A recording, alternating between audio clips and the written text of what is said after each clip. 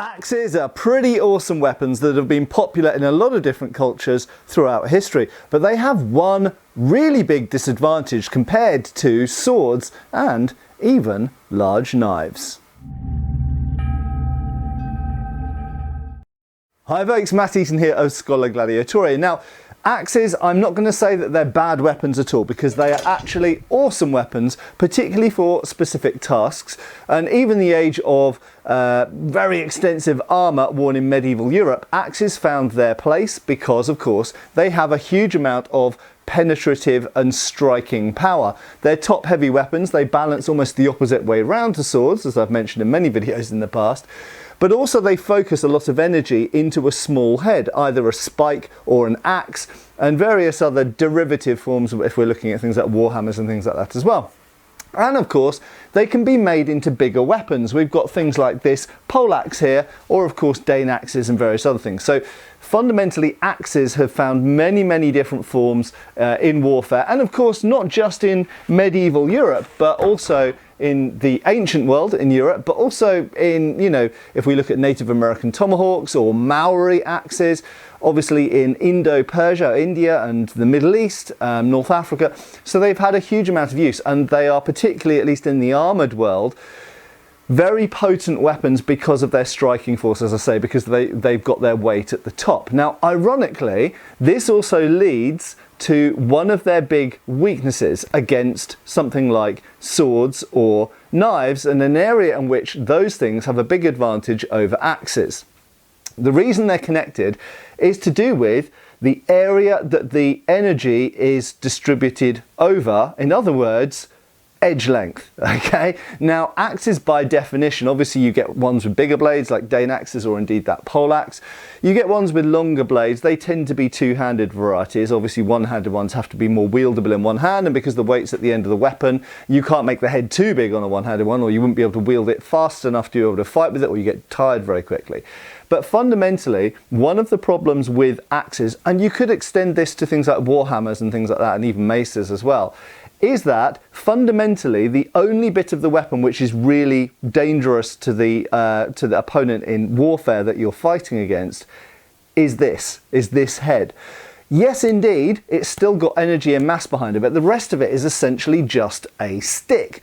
And that leads to a couple of things. Now, why am I talking about this? So recently I was doing some filming for a program, and a television program for, I can't talk about it too much, that's in development, but I was studying the wounds on Richard III, who died at the Battle of Bosworth near to the end of the Wars of the Roses in 1485. Now, the wounds on Richard's body are very interesting, and in fact I'm going to be doing a video in the very near future looking specifically just at his death and my theories about that, and the skeleton and the circumstances around the Battle of Bosworth and the way that he died, because it's very interesting, and he was the last English king to die in battle and really did go down fighting. Anyway, his wounds are very interesting, and a lot of the wounds on his body have been caused not by an axe but by a longer bladed weapon, and this led me to theorizing and thinking about the fact that when we're looking at medieval skeletons and medieval dead and medieval warfare in particular, but you could extend this to Native American or Native New Zealand, Maori or whatever, we do find certain wounds associated with axes that look very different, certainly on skeletons, to wounds caused by swords. And fundamentally, if you swing a weapon like this, and again, this could apply to picks and warhammers and things like this, if you swing a weapon which fundamentally has a very dangerous head on it, but a relatively non-dangerous stick behind it, if you miss, okay, the damage that you deal is limited. Okay, so fundamentally, these sorts of weapons, in terms of distance, you have to be very precise. Now, why is that a problem? So, many of you watching this channel, I completely understand, have a recreational YouTube watching interest in medieval warfare. Maybe your focus is on video games or role-playing games or whatever, but a lot of you out there will be doing things like fencing or reenactment or HEMA or other forms of martial arts. Now, in those, we get used to using swords, okay? It doesn't matter whether it's Japanese, Chinese, European, African, whatever martial arts. A lot of martial arts focus on swords, and so we take it for granted that when you have your stick, You hit someone with the stick, and anywhere along that stick is simulating the strike of an edged weapon. If we look at Filipino martial arts, they commonly use sticks to simulate large knives, short swords, and machete type things. Now, a strike with a stick is fine. If it's simulating an edged weapon, we kind of assume that if you hit someone anywhere along this edged weapon, then that's a wound. But that isn't the case if it's an axe. If it's an axe, only a strike that connects with the target near the tip, which is representative of that size of head, is actually necessarily a wound. Not to say it won't hurt if you get hit by a stick, but fundamentally, an axe is a stick with a piece of metal on the end. And if you don't hit them with a piece of metal on the end, really, you're just hitting them with a stick. And frankly, a lot of us hit each other once or twice or more times a week with sticks on a regular basis. And it doesn't actually take, number one, it doesn't take very much to protect from a stick. At worst, you usually end up, you know, if you didn't have protection on, you'd have a concussion or perhaps a broken bone, which obviously isn't pleasant, but you're not going to be you're not going to be put out of combat most of the time. So sticks are limited in their striking capacity, hence they're used as safe training weapons a lot. And you can see that this is a real stick and it's starting to hurt as I'm striking into the meaty part of my arm. Would I do that with a sharp axe head or a sharp sword? Hell no! I just would not do that. Okay, so clearly sticks are a lot safer to be hit by than axe heads and blades. So distance. So as I say, many of you out there will just have a recreational, like passing interest in this stuff that we talk about on this channel, but some of you will have actually combat experience, like simulated combat experience. Some of you might have real combat experience. And the fact is that when you're fighting with someone, they are moving and you're moving. Okay, now when you hit someone with a sword, you sometimes hit them near the tip, you sometimes hit them near the base of the blade, you sometimes hit them anywhere between those points up the middle of the blade. With an axe, the only wound really that you can guarantee will be a wound, obviously assuming good edge alignment, is with the head. That is a really small thing. It's like sending a missile up to hit another missile. There's a lot of maths, there's a lot of calculations that have to go into making that work. Okay, it's like when you're doing clay pigeon. Until you get good at it, you're going to miss a lot of the clays. And trying to, as someone's moving and trying to hit you at the same time, and you might be defending and everything else, as they're moving closer and further away from you, or indeed if they come into grapple and this kind of stuff, trying to make sure you hit with just that bit is way more difficult than just hitting with the blade. So, and again, just to say that this was made evident and clear to me looking at the wounds on Richard III, that some of them happened at different ranges. I can't go into the full depth of why I believe that, because that will be for the future video and also for the television program. But fundamentally, if you've got a longer blade, if you're hitting up here, you're hitting all the way down here, you're hitting all the way down here, just that large knife, okay, this is a windlass sort of 19th century replica, just that large knife, which is obviously a smaller weapon than the big old axe here from Thor's Forge, look at the length of this edge compared to the length of this edge. It's vastly longer. So hitting someone with any part of, I'm not meaning to flip you a bird, that's just the finger I have free. Hitting someone with any part of this blade will have some effect, some wounding effect, whereas only that part of blade on an axe.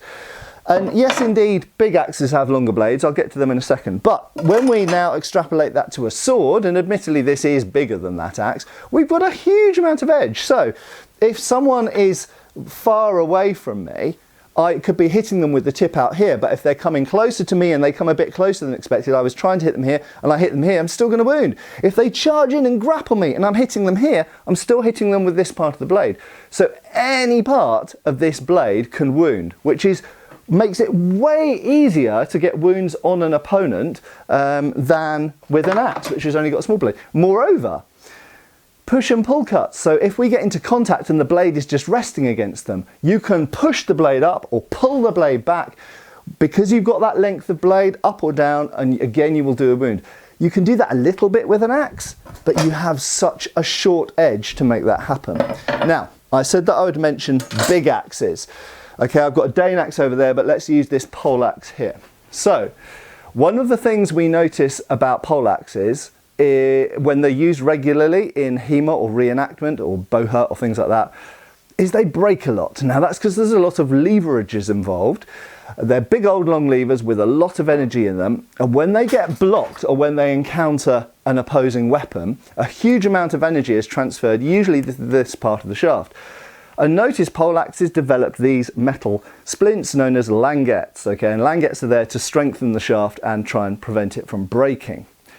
A lot of people say it's to stop enemy weapons chopping through them. I actually think primarily it's just because we see so many poleaxes break down here and sometimes down here. It's just to try and hold the shaft together against all of the above, okay? So yes, we've got a longer edge. We've got a bit more longer edge to strike a target with here, but what we do find with poleaxe absolutely is we have to use the whole of the shaft and sometimes pushing away with the middle or the back end, striking with the back end, because very often we miss with the head because a person's moving further away and moving into us, we're moving around, we're traversing, we're moving sideways, forwards, backwards, and it's actually remarkably complicated for your brain to calculate those intersecting trajectories to make this hit the thing at the distance that you want it to. So even with these bigger weapons, we can often end up in situations where you're too close to strike with the head and you have to push away with some other bit of it, even sometimes pulling the head back here to push the person away so we can get them to striking range again.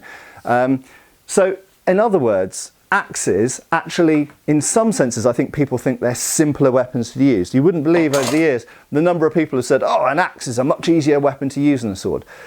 Well, it's not really about what weapon you're holding, it's about learning to fight. And learning to fight is just as complicated regardless of what you're holding, whether it's a knife, a sword, or an axe, or a mace, or whatever, a stick. Learning to fight other people when they're trying to fight you is a complicated and slightly random thing. But what I'm saying is that with axes, because you only have small either hammers, points, or axe blades to strike with, only those bits will guarantee a wound. In some ways, makes them more difficult to use than something where you've got a long blade. And that's without even getting into the other aspects of the use of those weapons to do with the point of balance, how nimble they are, how fatiguing they are, how durable they might be, and how easy they are to grab, and lots of other factors as well. Anyway, I hope that's given you something to think about. So this is really, axes aren't very simple to use, they're very effective, but you have to think a lot about getting that small amount of blade onto the moving target when you're moving and they're moving. And it's actually more difficult than you might suppose if you haven't tried it.